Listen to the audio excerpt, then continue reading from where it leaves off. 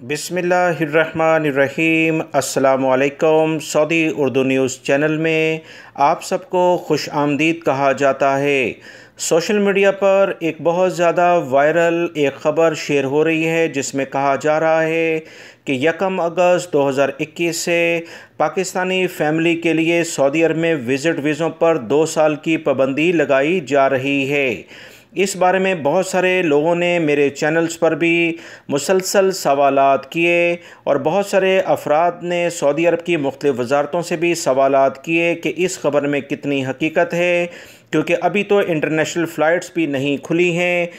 बहुत सारे पाकिस्तानी भाई अपने मुल्क से सऊदी अरब में रोज़गार के लिए आना चाहते हैं। हर पाकिस्तानी की बल्कि हर गैर मुल्की की ये ख्वाहिश होती है कि जब वो किसी भी दूसरे मुल्क में जाए, जैसे ही हालात मुनासिब हों, उसका रोज़गार सेटल हो जाए तो अपनी फ़ैमिली को फ़ौरी तौर पर परमानेंट वीज़े पर बुला ले या कम से कम विज़िट वीज़े पर तो लाजमी बुला ले, ताकि अपने प्यारों के साथ ज़िंदगी के जो भी बाकी दिन हैं वो गुजारा कर सके।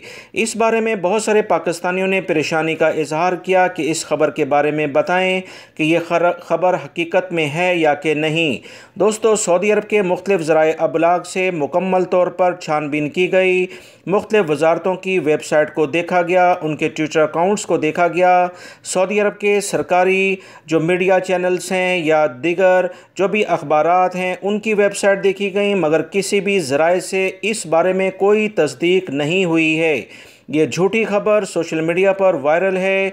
इसी बुनियाद पर फ़ौरी तौर पर मैंने मुनासिब समझा कि आप लोगों को बर वक्त इतला दे दी जाए कि परेशान होने की ज़रूरत नहीं। इंशाल्लाह अगर इंटरनेशनल फ़्लाइट्स जैसे ही खुलती हैं तो ये विज़िट वीज़े और नए वीज़े, जैसे बहुत सारे पाकिस्तानी भाई और इंडियन भाई या गैर मुल्की अफराद नए वीज़ों के हसूल के बारे में परेशान हैं, वो तमाम दोबारा से शुरू हो जाएंगे।